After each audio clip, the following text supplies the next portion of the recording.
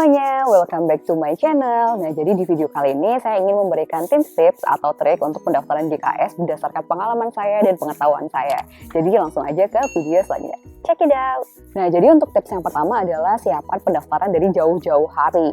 Nah, karena apa? Yang pertama, kita tuh bisa mencari informasi GKS sebelum pendaftaran dibuka. Misalnya kita cari informasi tentang bagaimana proses pendaftaran, apa aja sih dokumen yang dibutuhkan, dan segala macamnya. Dan ini kalian bisa mencari informasinya di web Study in Korea atau menanyakan kepada wardi GKS tahun sebelumnya. Dan wardi GKS tuh pasti banyak yang punya misalnya YouTube, sosial media, dan sebagainya. Jadi waktu pendaftaran dibuka, kalian udah siap untuk segala macam dokumen dan informasi yang dibutuhkan. Nah, selain itu, kenapa harus dipersiapkan dari jauh-jauh hari adalah banyak dokumen yang memerlukan waktu itu tidak sebentar. Contohnya adalah kalian harus mentranslate dokumen bahasa Indonesia kalian ke bahasa Inggris. Nah, itu biasanya untuk waktu translasinya sendiri itu bisa memakan waktu 1 minggu.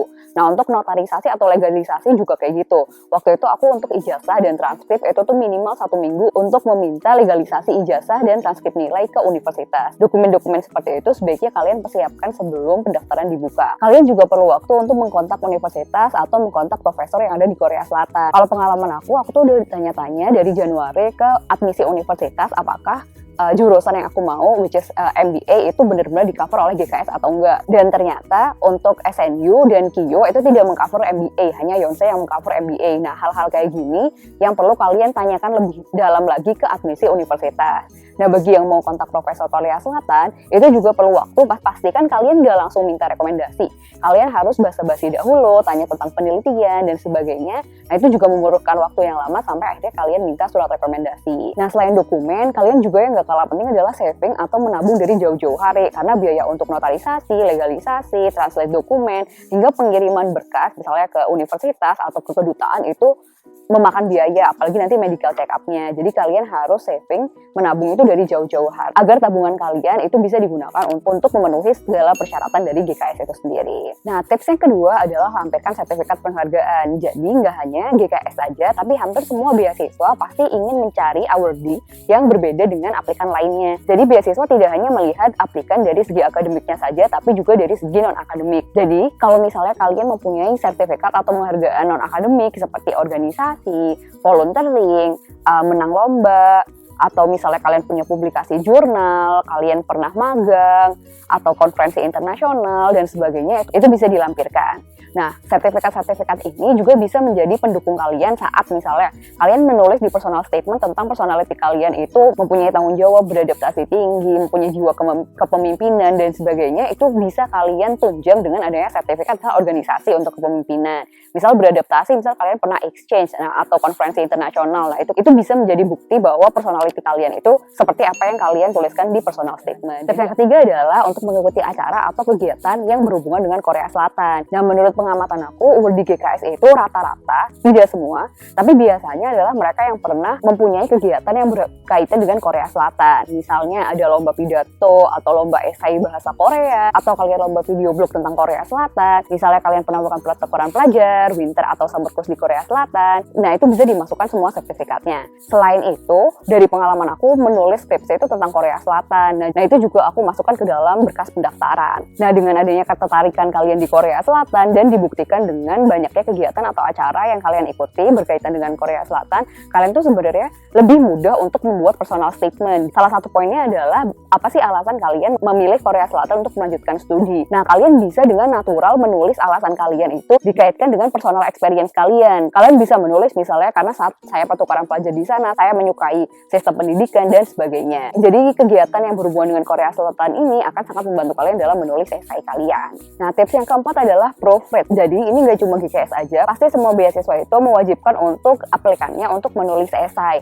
Nah, ini kalau misalnya di GKS sendiri itu ada personal statement dan statement of purposes. Untuk esainya kalian usahakan untuk dicicil, dikerjakan, dan diselesaikan tuh sebelum pendaftaran. Jadi ada waktu untuk kalian mengirim esai kalian ke senior misalnya, atau ke awardee GKS tahun lalu, ke dosen atau ke teman kalian untuk di-proofread. Karena tulisan atau esai yang menurut kita bagus itu belum tentu bagus menurut orang lain. Jadi dari mereka kita bisa mendapatkan feedback apa sih yang kurang dari tulisan kita. Selain feedback tentang konten, kalian juga bisa mendapatkan feedback misalnya tentang grammar, ada grammatical error dan sebagainya. Jadi misalnya kalian mengirimkan ke orang yang bahasa Inggrisnya lebih bagus daripada kalian. Nah, itu bisa juga menjadi salah satu kelebihan dari proofread. Nah, menurut aku pribadi, proofread ini sendiri yang menjadikan esai aku tuh menjadi menarik dan akhirnya menjadi salah satu alasan kenapa aku diterima di GKS. Nah, tips yang kelima adalah memenuhi preferensi dari GKS. GKS ini sendiri secara eksplisit sudah memberikan preferensi awardee apa yang dicari oleh GKS. Nah, ini preferensinya ada di gambar ini. Preferensi pertama adalah Outstanding Language Ability. Yang kedua adalah Major Natural Science and Engineering, itu lebih diprioritaskan, dan ada beberapa lainnya. Nah, ini bisa dibaca sendiri. Kalau aku sendiri, karena aku anak sosial, bukan anak sains, jadi gak memenuhi preferensi nomor 2. Nah, akhirnya aku kejar di yang nomor 1, yaitu Outstanding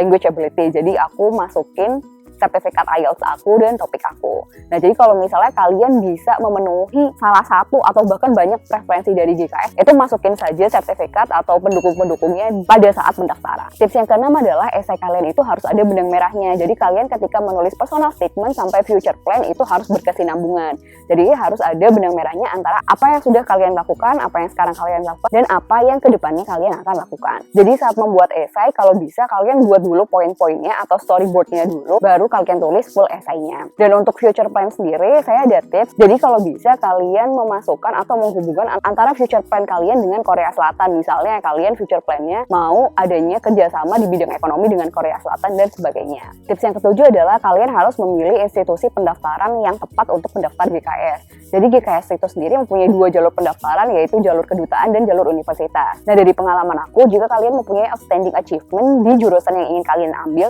misalnya kalian sudah mempunyai pengalaman riset, kalian sudah banyak mempublikasi jurnal, kalian misalnya ada sertifikat online course yang akan mendukung atau linear dengan jurusan kalian, S1 dan S2 kalian itu sangat linear, dan kalian mempunyai kenalan profesor yang akan memberikan surat rekomendasi, nah itu sebaiknya kalian masuk ke jalur universitas. Karena jalur universitas itu yang akan menseleksi adalah universitasnya dan major yang kalian tuju. Sedangkan kalau jalur embassy itu yang seleksi adalah pihak kedutaan Korea Selatan yang ada di Indonesia. Jadi mereka tidak akan tahu terlalu detail mengenai jurusan-jurusan yang kalian ambil. Nah, kalau misalnya jalur kedutaan itu biasanya aplikan yang mempunyai outstanding skill di general. Jadi nggak hanya akademik aja, tapi misalnya non-akademik.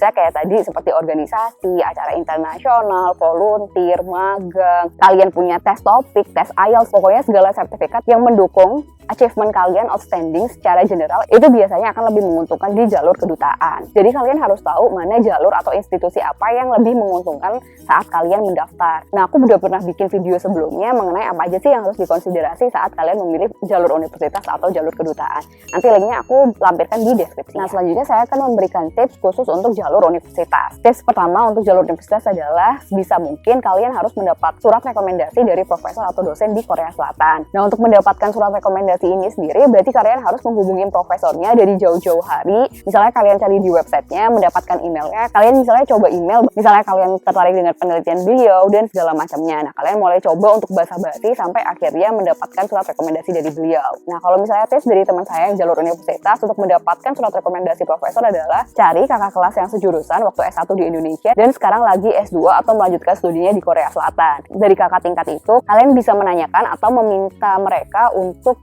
mengenalkan kalian dengan profesor di Korea Selatan. Nah, dari situ barulah kalian secara natural akan mendapatkan surat rekomendasi. Teman aku yang lainnya, dia bukan anak IPA, jadi tidak ada penelitian. Nah, dia itu mendapatkan surat rekomendasi dari dosen waktu dia pertukaran pelajar ke Korea Selatan sebelumnya. Jadi, surat rekomendasinya itu dari dosen waktu pertukaran pelajar kemarin. Nah, itu juga nggak apa-apa. Jadi, intinya sebisa mungkin harus ada surat rekomendasi dari dosen atau profesor di Korea Selatan.